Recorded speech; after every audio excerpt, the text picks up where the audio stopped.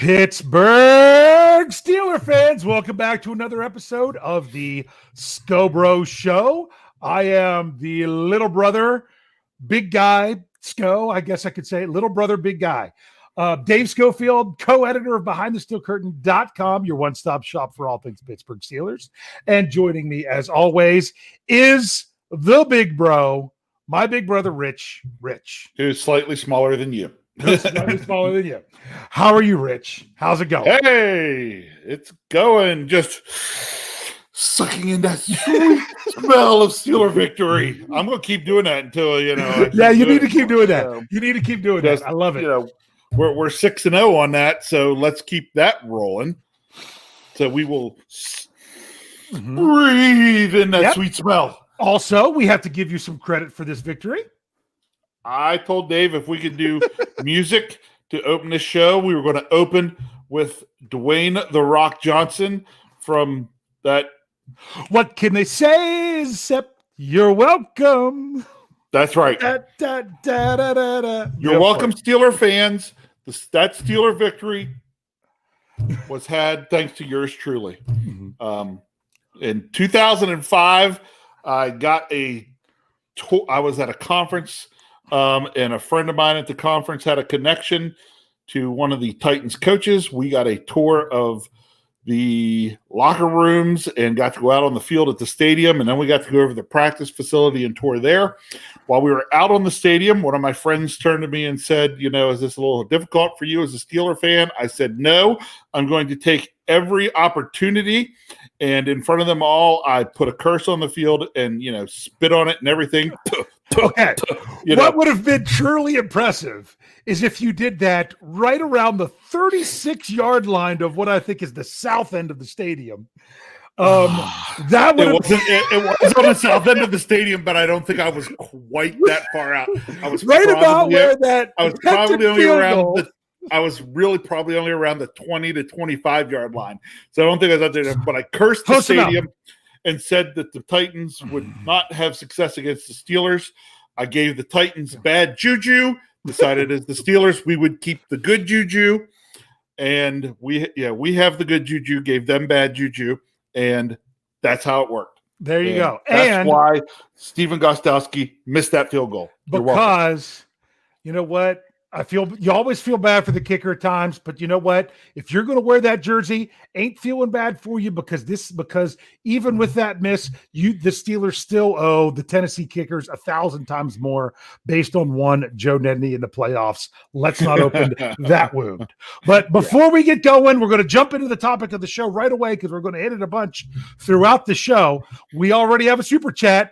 There's Felicia. Hey, David. Hi, Felicia. 6-0 feels good, but 7-0 feels better. Let's go Steelers. That's right. Gotta love it.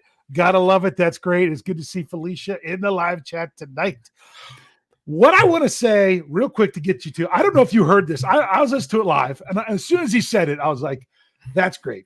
Today's Tuesday, so of course, part of the news is always Mike Tomlin's press conference, what we find out about injuries, which is there's a little bit of news, but it's all pretty good news. We'll get to that. But Mike Tomlin had a great quote today, busted out a bunch of Tomlinisms. It's funny, though. One of the reporters that I'm not going to mention, she even said on Twitter about, I got 3 Tomlinisms in one answer. You know why you get Tomlinisms? When you ask bad questions. I didn't want to say that. It wasn't a very good question, and that's why she got so many Tomlinisms. But you either get that or basically no response. So, but in the interview today, Coach Tomlin said something, and because he was asked about the Steelers and that purple team down east that are known for their defense, and why always the focus on defense. And Coach Tomlin said it great. He said, if they can't score, you can't lose. Yep. If they can't score, you can't lose. It was a great way to kind of sum up his press conference. He did say a couple players to look for this week that could miss time. Chris Wormley, knee injury. He did leave the game early, but there was no reports on him. He actually did get some snaps on defense this week. and which would be I would have liked to. I hopefully would like to see him play because it's against his former team, and I think it was Jordan Dangerfield is dealing with something. But other than that, the guys that left the game shortly or briefly, I guess I should say, on Sunday. Briefly, you is. Yep, I mean, it was. Chooks only missed one snap. Was it only one snap? I wasn't exactly sure. Okay, wait a minute. Aren't you the person? Oh, wait a minute. The snap count stuff didn't come out on time. It finally came out. So I didn't get to, I usually study it on Monday, and it didn't come out until like super late Monday. Chooks was the only offensive lineman to miss a snap, and he missed one.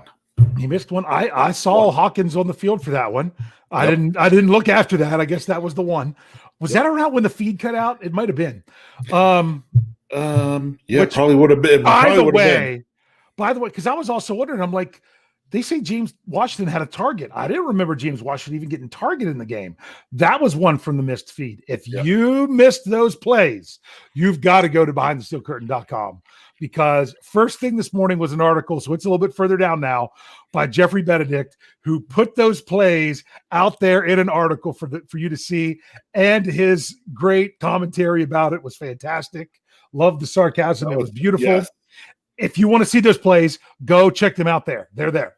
So Chooks missed just a little bit. He came back. Spillane on that big, massive hit of Derrick Henry. He missed some time. Yes, thank you.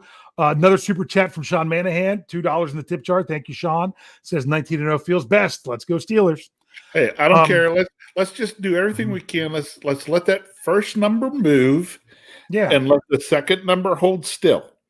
Yeah. For as long as we possibly can. Yep. So that's what we're going to do. Okay. So where was I? I said Chooks. Okay. I said Spillane. He came back to the game. Deontay Johnson came back to the game. Nothing going on with those guys that we know of. Don't be shocked that Deontay Johnson's out of practice on Wednesday. He was one of those guys that they've been holding out like Juju. Yep. So although last week he didn't, because he didn't play the week before. And then they said that they expect both Derek Watt and Mike Hilton to start the week practicing. So that's great news for the Steelers. Wonderful stuff. Rich. Yeah, I think there was a little more concern on Hilton than Watt, but still expecting him to be okay. Yeah. Let's look at this. I'm going to ask you some specific questions. Now, did you get to – no, because you don't have DVR either. You didn't get to watch the game. I know you were traveling and you got to hear – did you get to hear – was it Hillgrove and Tunch and everything? Oh, it was Hillgrove, Tunch, and Wolfley. Okay. It was fantastic. So I did not miss the sequence on CBS. There you go. No problem. I just didn't know if you got to watch satellite radio reception. Yeah. So you probably saw the highlights and everything. It'd be interesting to know how those guys felt, because this one was interesting, because I mean, the Steelers came out in pure domination. Pure domination. You know what? That game reminded me of some games we've had in the past where basically we come out and just blow the doors off in the first half, and then just not that we played awful, but we hung on in the second half. You know, I look at the second half. We did have two really good drives in the second half. One was the very first drive that ended in a field goal. And then the very last drive, which unfortunately ended up with the interception in the end zone. Yeah. But by not putting points up and we let them get some points, suddenly it's like, oh, gee whiz, give me my heart attack medicine. Where's my blood pressure medicine? Yeah. I felt like where's Brian Anthony Davis when I need him? Felt like I was watching an old episode of Sanford and Son. Oh, wait a minute. Elizabeth. Yep. Yeah, that's what it felt like. And honestly, I know I was getting so nervous. For some reason, I just had a feeling that field goal was going to be no good at the end. Once they called the intentional grounding, I just felt like that play's going to matter. I just felt like that play was going to matter for some reason. It was a momentum shifter. It changed. Yeah, it changed how everybody was looking at the game. Both the Titans and the Steelers. Just suddenly it became more pressure, and that penalty put more pressure on the Titans than they had. Without that penalty, that kick's probably straight down the middle. Yeah. Speaking of kicks straight down the middle, Chris Bodwell's both field goals. Both field goals. Straight down Dead the middle. center. Dead center, both of them. That was pretty nice. Here's the thing that's crazy about the Titans game. Steelers fans, we were sweating it out by the end. I think the interception at the end of the first half changed Ben a little bit mentally. Well, or I don't know if it changed Ben or if it changed the combination of Ben and Fichtner about how they wanted. I mean, the Steelers have been so good at taking care of the ball, and then Ben throws that interception. I would have, and that really wasn't a big deal. I mean, I would have loved to have seen Boswell try the 57-yarder. The Ebron penalty. The Ebron penalty is what. Well, you think about it. That ended up doing to the Steelers at the end of the first half the same thing that the penalty did to the Titans at the end of the game. Yeah. The penalty threw things off and made something bad happen. The Ben interception. The penalty, the intentional grounding penalty, made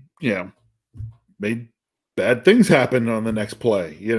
Because we're kicking from 46 instead of 36. Yeah.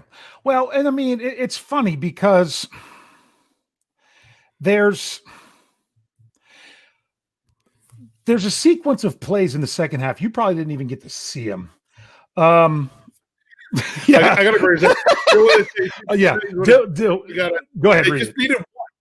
You think the Titans would have potentially got a few delay of game penalties to get the kicker over 50? Just one, and put him to 51 yards, delay a game. Because he hasn't missed over 50. He hasn't missed over 50. So that's it. Interesting take there, Bill Whitted. Yep. And then another super chat from Sean Manahan said, sorry, I was getting that one off. Yep. I was getting that one off of there. Said, I felt that even if they made the field goal, we would have won. I don't know, because they did have some momentum and everything. I said to Jeff after the game, I think it really would have come down to the coin flip. Because if we flip, we'd have taken the ball again, and I think we'd have done at the beginning of overtime what we did at the beginning of the game. And it's so funny because when the Steelers won the toss and took the ball, they had deferred every other game so far this year. When they took the ball, there was even some confusion. People just assume, the Steelers didn't win the toss. Tennessee deferred. Nope. Steelers won the toss. Yeah, that was confusion. That's different than what they've been doing. And I like it because it showed that this game was going to be about the focus of this game was their offense. Now, let's go back to our statement. No. The focus of the game was get the lead. Yes, well, get the lead. I'm going to get there. Listen to this.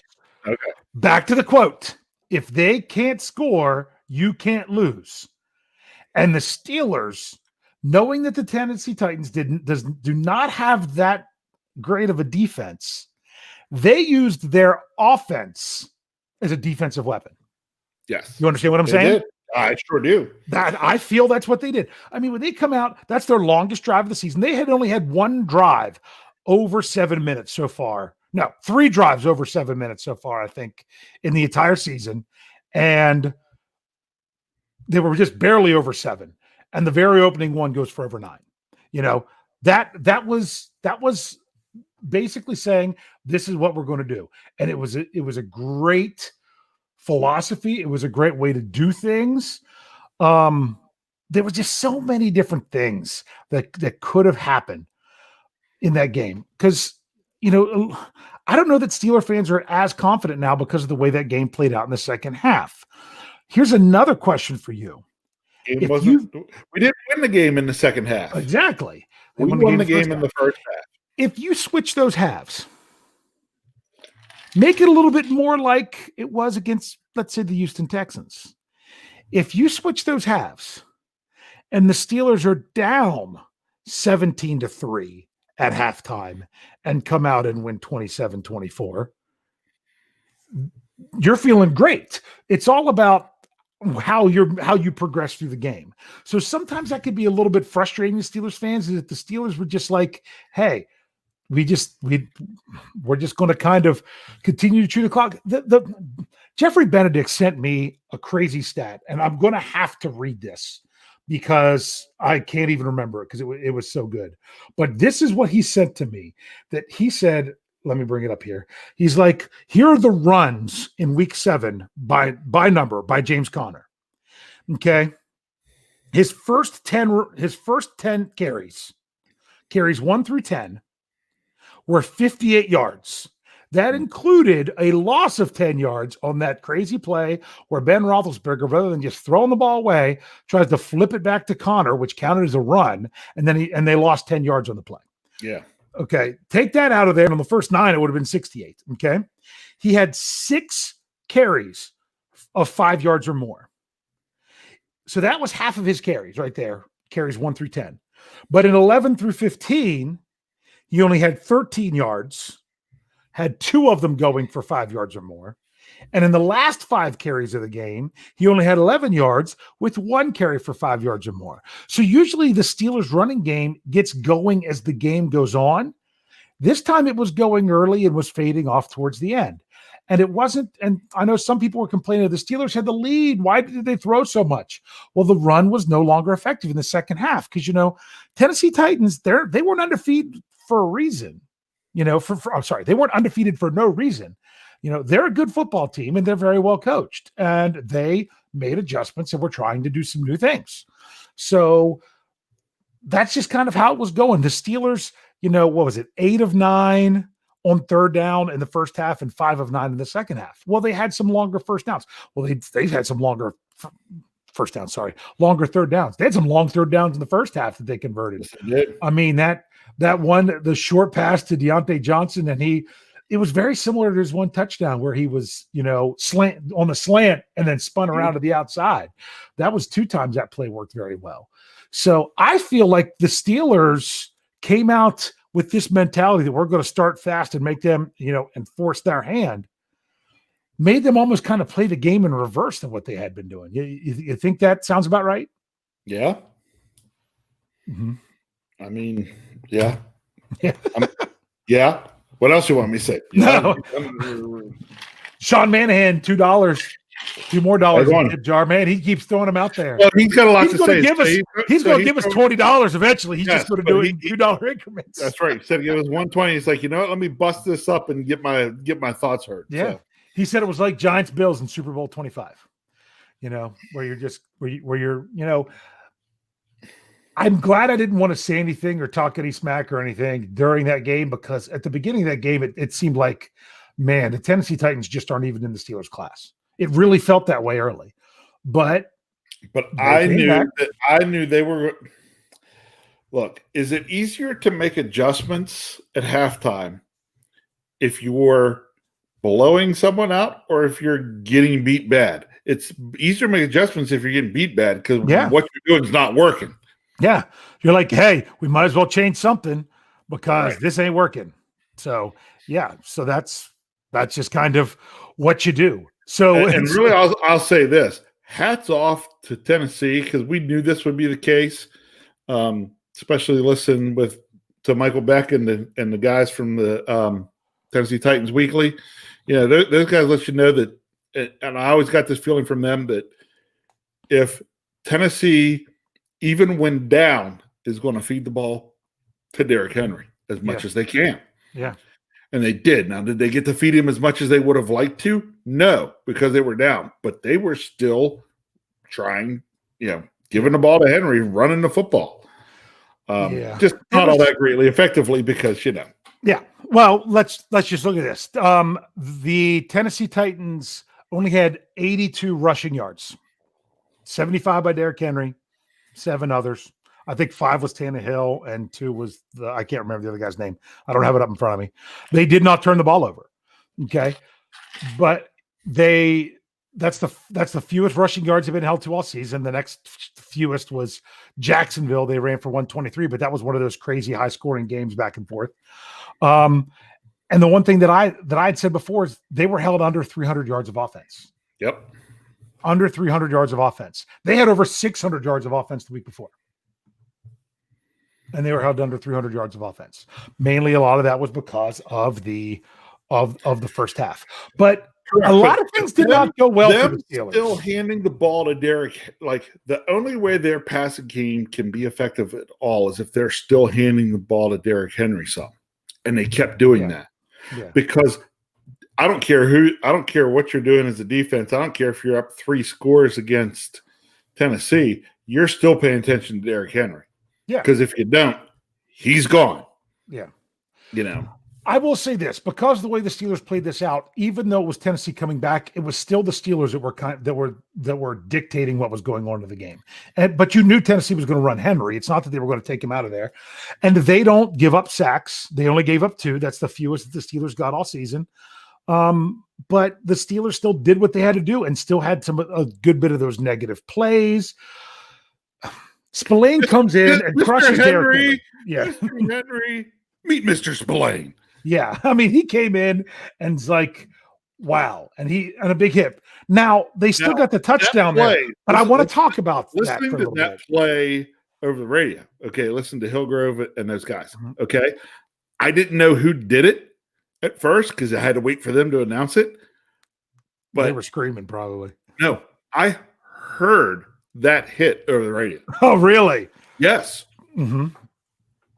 Yeah, that it was, and the thing is, he came up and hit him, but TJ Watt's coming in from one side, and then I think at the very end, someone else came in too. It was Cam. Yeah, I couldn't remember if it was Cam or Tyson, but that led to an interesting sequence where the Titans went for it on 4th down, and there was something about that play that I don't really like, and it's funny because you could say, well, technically by the rule, what they did was legal.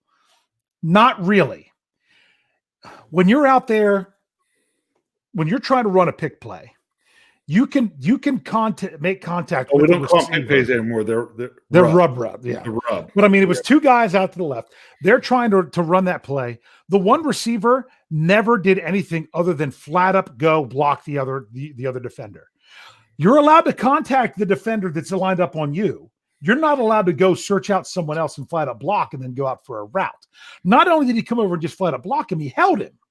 And therefore, by trying to recover, Minkah gets called for the hold. And I'm like, how in the world is that penalty on the Steelers and not the Titans? From what, I mean, even if it would have been offsetting, because I'm like, that is exactly what it just looks bad. And they're like, well, maybe that's just what they should let go. I mean, some people could argue that shouldn't have been offensive pass interference. My problem was they went after the other defender. They basically grabbed a hold of him to let him get from around them. But they turn around. You know what that was. On the neck. Yeah, I know it. I said it in one article that NFL wants to keep this close. That's so right. I want to give 4 chances. That was 4th down. That would have been bad. So you turn around and the Steelers are driving. And Chase Claypool gets what was very arguably close to a 1st down. Tomlin probably would have challenged it and lost because they wouldn't have changed it, but it should have been marked a 1st down. But it didn't matter because they called offensive pass interference on Jalen Samuels. Jalen Samuels wasn't even trying to go into the defender. He was basically coming off the line. He didn't make a move at another player. He's trying to get his arms around the player to not have his hands on him while still being in the way. And they called that offensive pass interference when it was the defender that basically came up and wanted to belly him up. And they called that offensive pass interference because he was trying to run down the field. My thing is, you can't say one isn't and the other is. You really can't say that one isn't and the other is. It's like I always say when I've coached kids in baseball, okay? Mm-hmm. And when I watch baseball, I don't care what an umpire's strike zone is, as long as it's consistent. As long as you know what pitch is going to be a ball, what pitch is going to be a strike, you're okay. If you know that this is going to be called, you're going to get called for this type of, offensive pass interference on a rub route, fine. Yes, I would have been livid if I was the Steelers because I would have been like, we did something less egregious than they did, and you let them get away with it. Yeah. Yep. That's the problem. And the very next play, interception. Now, on that interception, if you go back and watch it, Deontay Johnson was wide open over the middle short for a 1st down. Kind of interesting, but it is what it is. But even though the Steelers came out and they owned the game offensively, And yes, the Steelers did end up giving up 17 points in the second half. This game was still about the defense and what they were able to do. Tennessee, I mean, think about that. Tennessee, the previous 4 weeks, 5 weeks, because technically they had a bye in there. We won't, let's not open that wound. They had scored 42, 42, 31, and 33. I mean, they're a potent offense. When you have a defense ranked that bad and you're undefeated, you've got to have a good offense. You got to have a good offense. That's right. And they scored 24. And you got to think about that. They were kind of, they got the penalty in order or else they would have got that touchdown. They had the drive that everything went their way in the first half. I mean, come on. The ball goes off the offensive guy's hands because it's too high, and it comes down right in the receiver's breadbasket. It was just so you should have heard Tunch's reaction on that one. Yeah, I'm sure that was great. What's they used to replay the game on SNR, but I can't even get SNR anymore. Their app is different. When something like that happens, what's one of Tunch Ilkin's sayings that he said like 3 times after that play is "Are you kidding me?" Yeah, are you kidding? Yeah, it was just one of those. Just one of those drives where the Steelers give up a touchdown where everything went against them. And think about this. There was so much that went against the Steelers in this game.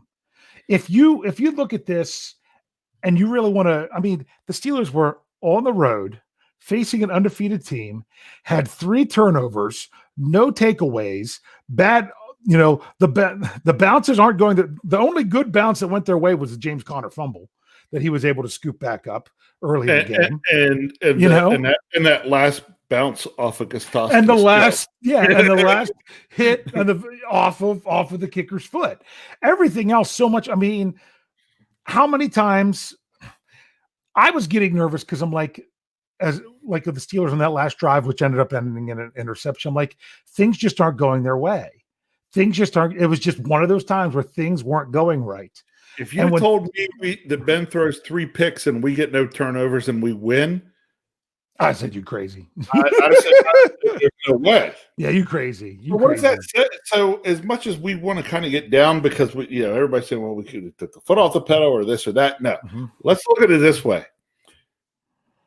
Benjamin Todd Roethlisberger threw 3 interceptions in a game. Our defense did not turn them over at all. And we still won. Yeah. Yeah. Those are games the Steelers do not win. No. And they've won a couple of them this year because what was the other game that was not going their way? Well, what was the other one? Was it Denver? It might have been Denver that it seemed like nothing was going their way. Was it the second drive that the Titans had? Yeah, well, the one because the ball went through the guy's hand. There was another one in there where we knocked the ball loose and they fell on top of it. Yeah.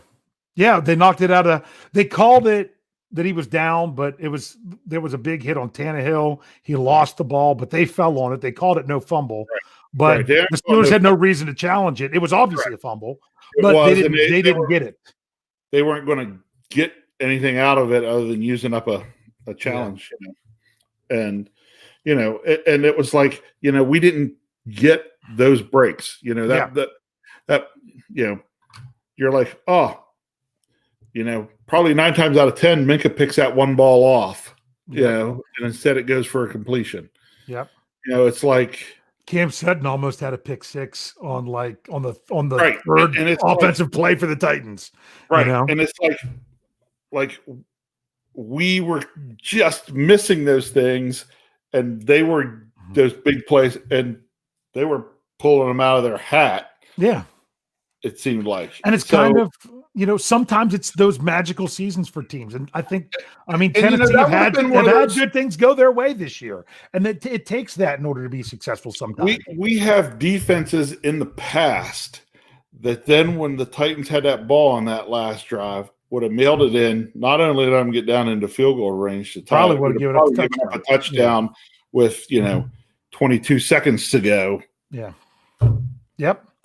So all in all, I think the big story of the game was still the defense, that they held Derrick Henry to 72 all-purpose yards because he had 75 rushing yards and -3 receiving yards.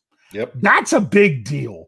And honestly, I think part of that, if you read our film rooms, that's something that I think Jeffrey Benedict pointed out that Robert Spillane does well of keying on those running backs and stuff in those kind of passing situations. So just one of those, it was crazy, one of those games, but like, I know Michael Beck took a little bit of criticism at time. He handed out a lot of C+ grades for the grades after the game. I'm like, that's more about grading the second half. I mean, if you graded it in two different halves, you're probably giving the Steelers C's in the second half and A+ in the first half. So I don't think that they completely failed in the second half, but stop laughing at the live chat. Okay. I can't help it. Yeah, I know. There's some interesting stuff going on. Oh no, just So my boy. I know. So I know. So I'm gonna make him change his name on there. Yeah. So whenever your son's in the live chat, it doesn't show up there. No. Okay. And he's hunting tonight. Oh, okay. Hunting for trolls. Oh, gotcha. There you go. And so put them in their place. Anything else about this Tennessee game before we roll along with this week? One number. Sorry, I know we used to be the Tag Geek Show. Okay, a good number for you. 3. Mm-hmm. That's the magic number. Correct. Yeah. In this game it was. Okay. 3 offensive snaps in the first quarter. Yeah. By the Tennessee Titans. I had that one. That set the tone for the game. Yeah, the number I used in my By the Numbers article was 23 because the Steelers had 23 first quarter snaps to the Titans 3. Yeah, it set the tone. It just made everything go. If you just look at the numbers from a whole, it was a great performance. It just sometimes the way I know we got to wrap this quick, but let me one thing. Okay, the first half there and what we did in the whole week, gave them 3 snaps in the first quarter. Doesn't that remind you of like the game plan of? I hate to even bring it up, but in years past of that certain team in the northerly part of the country. Yeah. Didn't that look like something that you would see them pull on somebody? Yeah. They've just completely taken the ball out of their hands. You've got this potent offensive, this potent running back. We'll just stop you once and for a quick 3 and out here in the first quarter, and that's all you're going to get in the first quarter. So, yeah. All right, wrap us up, move us apart. All right. So if you're on the podcast side, get ready to click over to part 2. Here on the YouTube side, we're just going to take a very short break so we can come back with part 2 of the Scho Bro Show. So hang in there. We'll be right back with you. And we are back, Steelers fans, for some more talk with the Scho Bros here on the Scho Bro Show. I am Dave Schofield, co-editor behind thesteelcurtain.com with my big brother, Rich. We had lots of fun talking about the Tennessee game. Lots of interesting things to talk about that. But you know what? It's time to move on. It's Purple Week. It's that I know. It's like, really? You're going to come back you're going to have a team come back into the league and you're going to go with purple? Okay. I mean, I thought we already had more than enough purple from Minnesota. Yeah. And we decided that, well, I guess if you're going to try to disguise the brands, you might as well go as far away from brown as you can possibly get. Exactly. Sometimes you have to wonder if you hit them hard enough, if the putrid orange will start coming out of the jerseys. Everybody's on here saying it's Ravens week. Nope, it's Ratbirds. No. I have called them this from the beginning. They are the Cleveland Browns in disguise. That's who they are. They've always been that. Exactly what they are. They are the Cleveland Browns in disguise. So they're Browns 2.0 or whatever you want to say that. So here's the thing that I want to remind you about with this game coming up. They can't score, you can't lose. That's right. Right? That's exactly what Coach Tomlin said today. And that's kind of the whole mantra going on. There you go. Jeffrey Bennett. Purple Browns. Purple Browns. They're the Purple Browns. That's right. Thank you. Thank you, Jeffrey. They are Purple Browns, which is kind of interesting because Cleveland East. Yeah, what's actually happened that I looked up? If you go back and look at it per game and not overall yards, that purple team has suddenly become the team that is back up in the lead for rushing in the NFL. If you look at average games, because they now have one less game as a lot of the other teams at the top because they just had their bye week, so they're back up there. But you really want to know why? Mainly because the Steelers are doing them a favor and knocking out these teams and not letting them rush the ball that are ahead of them. Yeah. So kind of interesting that it works out that way. But once again, another ground game, another road game. This was part of the big 3-game road stretch. If you were to tell me a couple weeks ago that the Steelers were going to be hosting the Browns, going to Tennessee, and going to Baltimore, and if they say, all right, Steelers are going to come out of this 2-1, what would you say? Do it. I'll take it. Okay. Yep. Steelers can't do any worse than 2-1. That's right. To me, this is almost like bonus game for this one, because this is, believe it or not, it's a nothing to lose. Yeah. You're Nothing not expected to beat Baltimore in Baltimore. The whole notion is they were the number 1 seed in the AFC last year. If you can split with them, you're doing fine. Okay. Beating them in their place, you shouldn't even be thinking about it. So if and when the Steelers do that, talk about meaning so much more. To me, the pressure's all on the Ravens. It is. It's all on them. Because if they lose to the Steelers at home, knowing that when you have to face them again, you have to do it in Pittsburgh on a short week, in prime time, on Thanksgiving, after you've already lost to them once, that's a tough one to have to try to pull off. So as much as I'm like, yeah, it's still a big game, you don't want to lose this game, the pressure's not on the Steelers. I don't think the pressure's on the Steelers. Do you agree with that? Yeah. I mean, do the Steelers want to win? Oh, yes. I mean, they want to win it like you wouldn't believe. But the pressure isn't on them, and that's obvious when you look at the spread. Yeah. Last I saw was 3.5. That's the last I saw was 3.5. I'm double checking it to get the most recent one, and boom. At oddshark.com, the consensus is still 3.5. So, which is funny because it started at 7 when the schedule came out. Yeah. Then it was 5.5 over the weekend. Then after taking into account the Steelers' victory, then it's 3.5. Don't like that the Ravens are coming out of their bye. They generally do very well coming out of their bye and being at home. So to me, that's just another reason why the pressure's all on them. If they come out of their bye at home against the Steelers and lose, to then be 2 losses behind and at the time the tiebreak. Yep. Wow. Yeah. Mm-hmm. So very interesting. So, but remember, if they can't score, you can't lose. So I think this comes down as much to anything as the Steelers' defense. The Steelers, I like to think back to week 5. Was it 1, 2, 3, 4? Yeah, week 5 of last season when the Steelers are in Heinz Field taking on that purple team. And a game that started by Mason Rudolph, finished by a duck caller, and they should have won it on several occasions. Really bad roughing the passer penalty. Quarterback still had a ball in his hands. He wraps him up around the waist, and they call it roughing the passer. Then you just had various other things that went down crazily there. And Lamar Jackson throws 3 interceptions. Doesn't have that great of a game.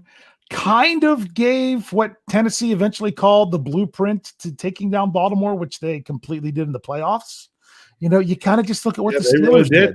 The Titans kind of followed what the Steelers defense did in week 5. So Sean throws. Hey, I told you he's going to get the $20 here eventually. I know. Another $2 in the tip jar.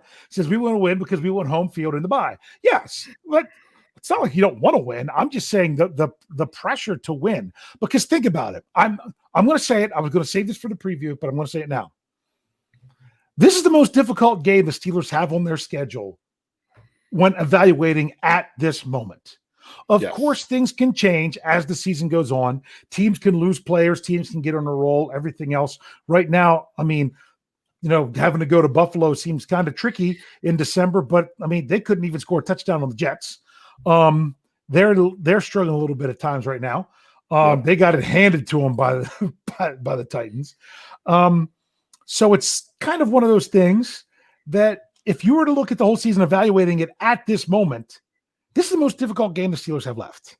Okay, I circled this as their most difficult game when the schedule came out. Yeah, it is. And this was the game. Let's see. I have all the opening lines from when they were out in May, right after the schedule came out.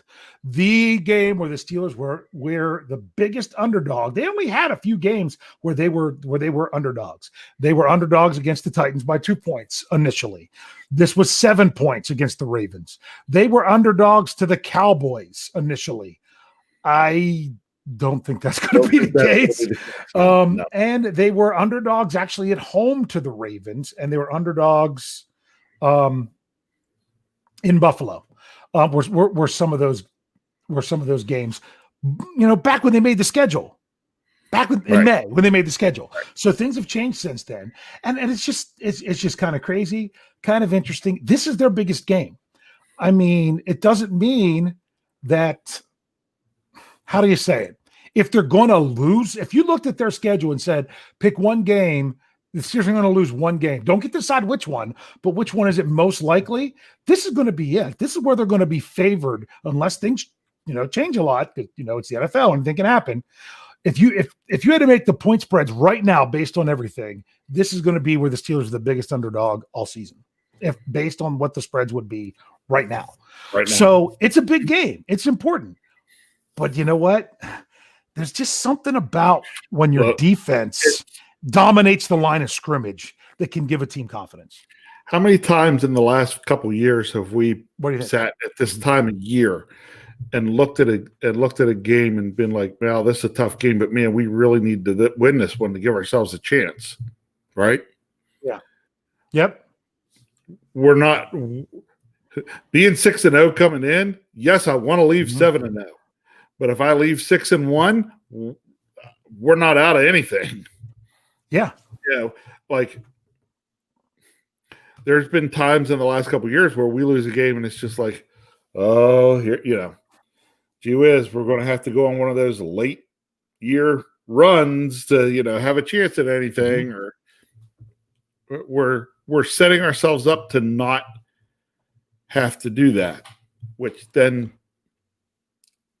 again, I don't want to say it lowers the intensity of the game, because let me tell you, it's Baltimore. This game will be intense. It's not like there's a big mystery here. These teams know what they're going to do against each other. I mean, we're even playing this game in Baltimore right now, and it's not, well, if the Steelers don't win this one, they have no chance of winning the AFC North. That's not true. Not true at all. Yeah, here you go. Let's look here. We got another super chat from Just Me. $5 in the tip jar. $5 in the tip jar. First of all, I love that hat. I really do. Who will hit Jackson, and how many hits will Jackson get? They're going to hit him a lot. I mean, anytime they run the ball, anytime they're doing their whole RPO, that's what the Steelers do. They're going to hit you. They're going to hit you. So he's going to get hit a lot. Not that it will even count as quarterback hits because of things going on with run plays, but he's going to get hit. But you know what? He's a tough dude. He can take it. Oh, yeah. But I mean, it's not like he's going into because he really is. And look, Lamar Jackson, I've seen a couple of the Baltimore guys out there, and they need, Lamar Jackson's a tough dude. Okay.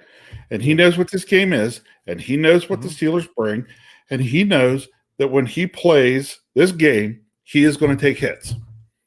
He may again, not asking him to admit it, but would it surprise you if Lamar Jackson looks at the entire schedule, circles the 2 against the Steelers, and be like, I'm going to need some extra, ice after these games because I'm going to get hit.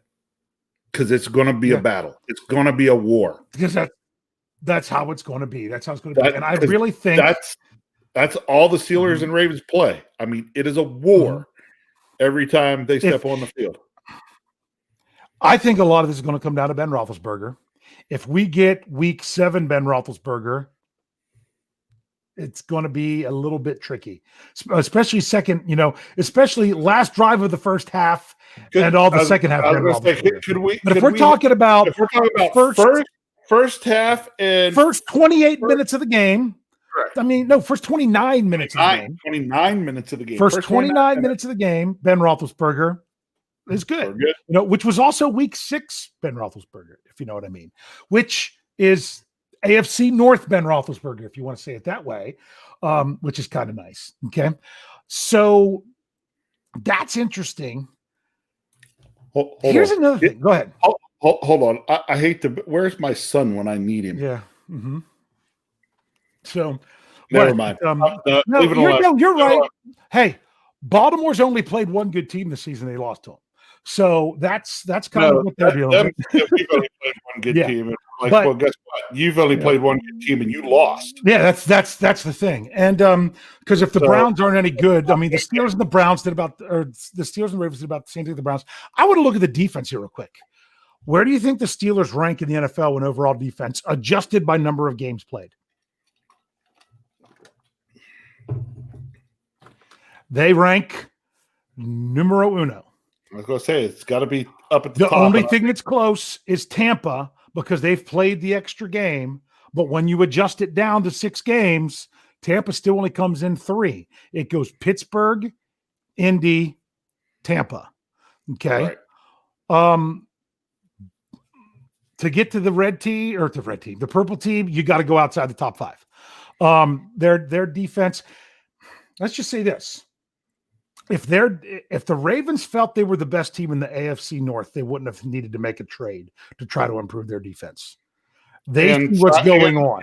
Inside a 31-year-old wide receiver that hasn't played in 2 years. Yeah, well, that's to the practice squad. I mean, they're trying to do some things. You're right. So my opinion is they know that it's going to take more, and that's why they're trying to make some moves. Some people are talking about the Steelers. What should they be doing by the trade deadline? I've kind of put an article out there. I'm saying I could be wrong. I'm in favor of staying still. I know Michael Beck really wants another inside linebacker, even if it's for depth. I understand that would be okay. I'm not going to be upset about it. But the last thing I want is anything to upset the Steelers locker room, because they, from the very beginning, with Mike Tomlin's one fail, all fail mentality, when they hit training camp, when it came to everything dealing with COVID, when it came to all, life in general, that's part of what's making what the Steelers, that's how they can still overcome a game like a second half that they had in Tennessee. So I still think this game, how about you? I think this game's going to come down to the defense. I really do. I think it's going to come down to how much are the Steelers going to slow down that running game of Baltimore. Is the philosophy, well, first of all, the philosophy is, if they can't score, you can't lose. Okay. But is the philosophy make Lamar Jackson beat you with his arm? Probably. Yeah. We probably do similar to what we did against the Giants, what we did against the Titans, what we've done against some of these teams that have have a good running attack, shut down the running attack, prove you can do it elsewhere. Now, could Lamar do it elsewhere? Yeah, he might be able to. Okay. Do I think Lamar Jackson is a great passer? No, he is not. I think he's a great player. I think he has some accuracy issues, but he's a good passer. He's not a great passer. Yeah. So what makes Lamar Jackson great is that he can pass decently and can run phenomenally. Yeah. Take something away. Well, if we take away his ability to run, make him lean on his ability to pass, is that our best chance to win? I think that's what they're going to do. But we'll see. Here was another interesting stat I just looked up. I don't want to give away too much because this is going to be some Stat Geek stuff for Thursday morning show. But one of the things I do like to look at is, defenses and everything, rushing yards and yards per attempt. The Steelers are second in the league defensively in yards per attempt given up. I think the second lowest. Baltimore's 23rd against the rush when it comes to yards per attempt. So it's not like their defense is this big, stout machine, and they didn't have to play the Titans yet. They still have to play the Titans. Let's see. I had it here. When do they play the Titans? It's coming because it's coming up here before too long. Or am I? No, they play the Titans. Oh, they have to play the Titans the Sunday before they have to come to Pittsburgh to play Thanksgiving. Yeah, you talk about a rough back-to-back. That's a rough back-to-back. On a short week. Short week. They have to host the Titans and then go to Pittsburgh. So that'll be interesting. Rich, we got to get to it. You ready? Yep, bring it. It's prediction time. Oh, okay. That's what we got to do.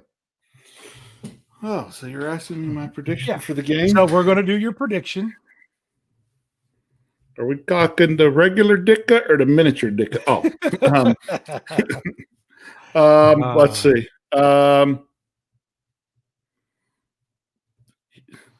It is time.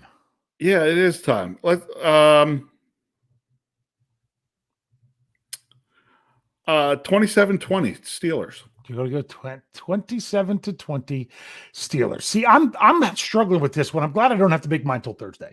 I don't think a lot about it. I just quickly was running some things through my head, and I was coming up with some. I was like, nope, not that one. Nope, not that one. Yeah. So it's very interesting, because there's a difference between my head and my heart. Like right now, I know what my heart, and so I'm waiting on my guts to break the tie. So I'm trying to get my gut to figure out what's going on, because my heart says, I think the Steelers are more than capable of beating Baltimore and Baltimore with this team. But my head tells me that it's very interesting that if this is the toughest game they got left, it's going to be one of those things. Okay. I'm going to in just a moment. I got another super chat. I thought maybe we were laughing at it. I thought maybe it was something I couldn't bring up, but it's something that I can. $4.99 in the tip jar from Grayson Brown. He says, "Hey, broskos or Scho Bros, doesn't matter.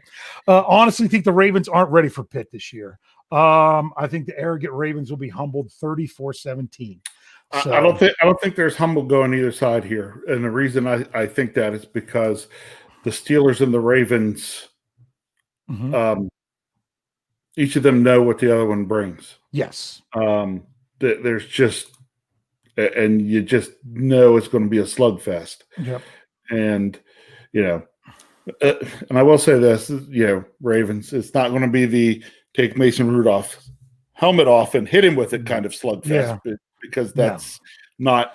Neither one of these coaches would allow for that kind of. This is a healthy rivalry with mutual respect. It's not a lot of stuff like that. The only person who was arguably dirty at all with that got booted out of their training camp.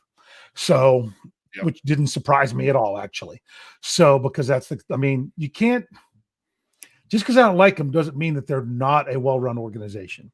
So, I don't even know how to say that name. You know how to say that name? Which name? To Digital?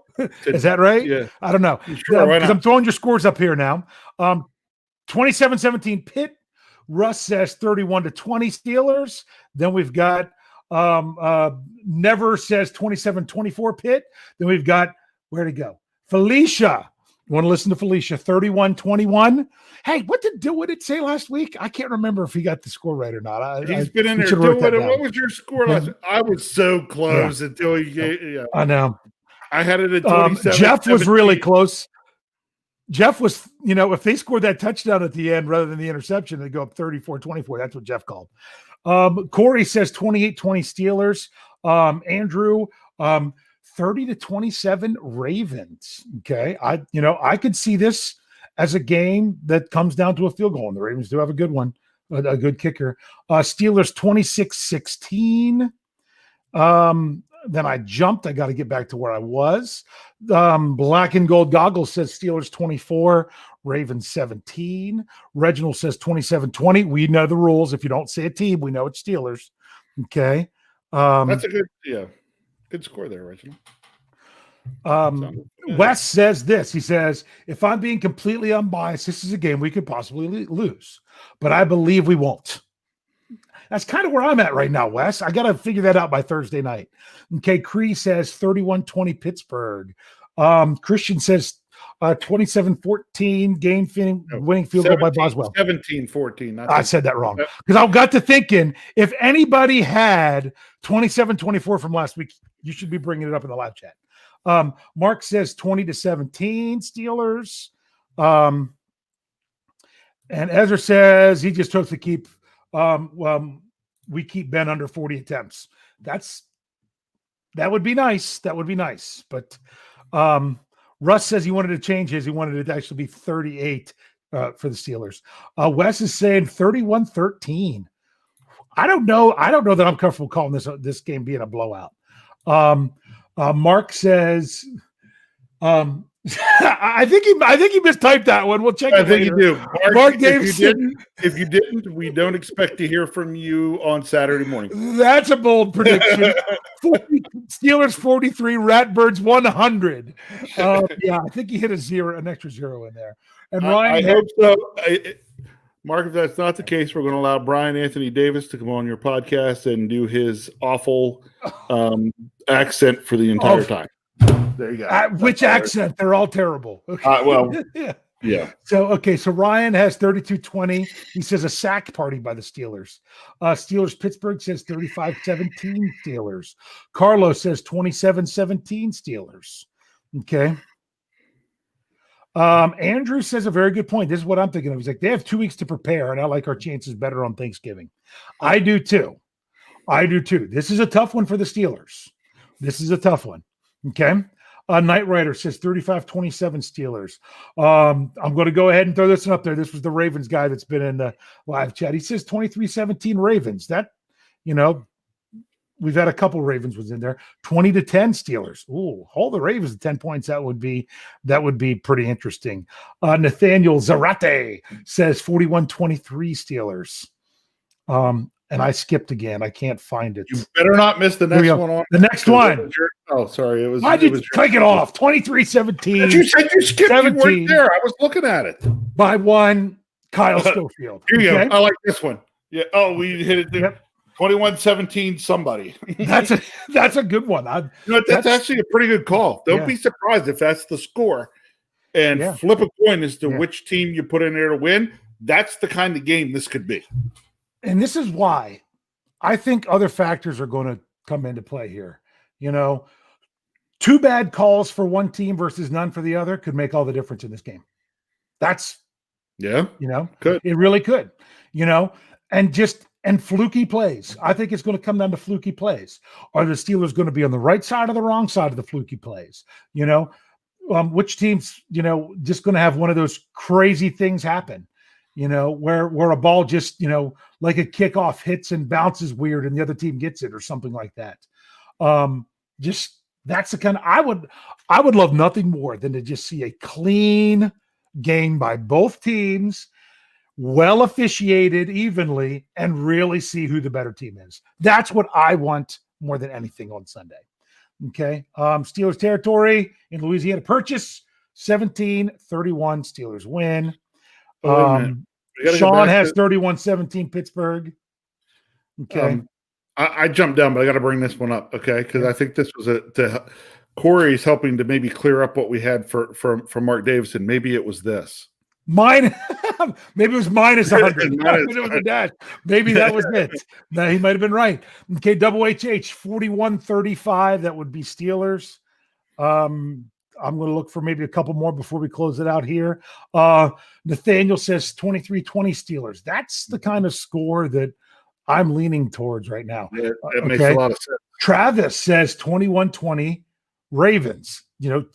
I could see something like that. Okay. So Aaron says he's a Ravens fan. Could you see one of those where it's 20-14 and the Ravens score a late touchdown to get away? Yeah, very much could be that kind of game. This is one I don't see it going this way at all with the Ravens 38, the Steelers 16. I don't see the Ravens scoring that many points and the Steelers not. I mean, that's just kind of how it's going with everything based on 2020. And then because Donald C, that's a negative. Yeah. Yep. Yeah, I'm still clicking on those. And trying to find, we've got a couple of them that keep coming. Young boy, I want to get his 27-24 Steelers. Repeat of week 7 score. I was actually really tempted to go with that score as well. So sorry, I don't really have any time to grab any more of those here. We're about out of it. Rich, it's been a lot of fun. We've been kind of, a little bit excited. And everything. Wait a minute. Here's one of my. Wait, I got to put this new super chat. No, I don't think so. Okay. I don't.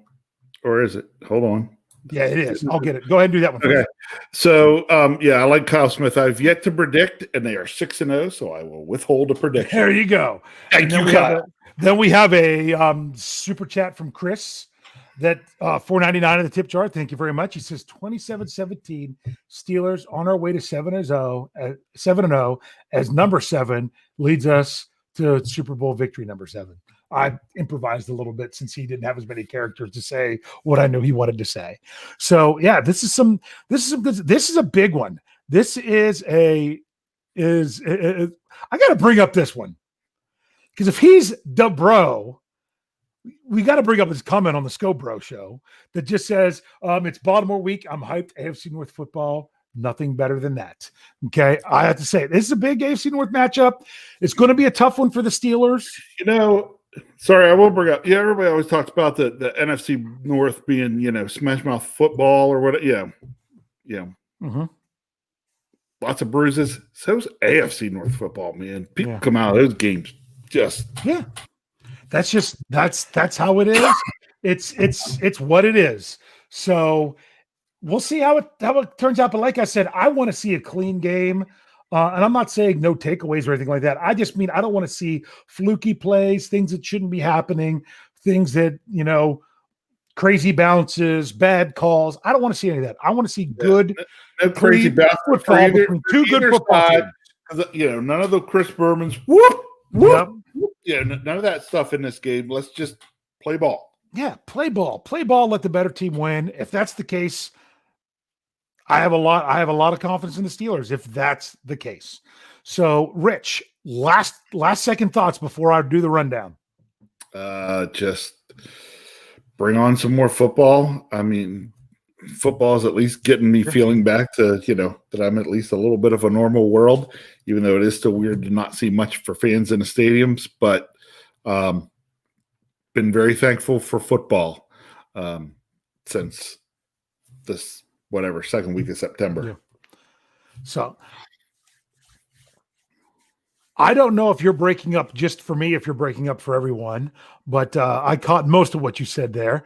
I'm going to go ahead and say, make sure that you are listening to all of our podcasts, both the YouTube side, great live chat tonight. You guys were fantastic again. And make sure that you listen to us in audio form. We're available across the board in all the places. Make sure you subscribe to the channel to get all the stuff.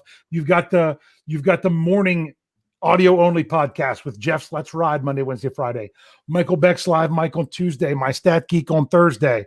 The Australian Blokes Down Under on Saturdays. You've got Brian and Chisap doing the pregame show. You've got injury report updates. You've got Tomlin press conference updates. We have all kinds of stuff coming through you there. And then, of course, the YouTube shows that you get Saturday through Thursday. So make sure that you're subscribing there so you can tune into those. Check out BehindTheSteelCurtain.com, your one-stop shop for all things Pittsburgh Steelers. I know some of you that are listening don't necessarily go to the website. So there was some great stuff there today. Jeffrey Benedict and I did a breakdown of, Chase Claypool and the difference of his production when there's no Deontay Johnson because of where he's playing differently, but also how you get more production out of Juju. It was some really good stuff there. You have the missing plays from the CBS where they cut out and you didn't see the broadcast. All kinds of commentary, breaking news, everything that you have. Like I've always said, it's your one-stop shop for all things Pittsburgh Steelers. And like Brian Anthony Davis says, because he gets his words mixed up, it's your non-stop shop for all things Pittsburgh Steelers. So big one this week. We'll be back here next week to talk about it and to go. You know what? I'll give the even guy though he's a props. Ravens fan. Yeah, he's been in here the whole time. And he said, mate, both Steelers and Ravens finish game injury-free, no injuries. Yeah, that would be great to see both teams coming out of there. You're going to be banged up a little bit after you play the Ravens, but hopefully, nothing lasting. So. Hey, guys are going to need some extra whirlpool treatments and things like that, but I don't want to see anybody lost for either team. Never like to see that for either of these guys. I like to play. I like us to be full strength when we play the Ravens, and I like them to be full strength when we're playing them because that's the best football. So. Excellent. So, all right. So all I know is that thank you very much for tuning in with us. We will see you back here again next week, hopefully smelling another Steelers victory. We'll see you next time. Can't wait.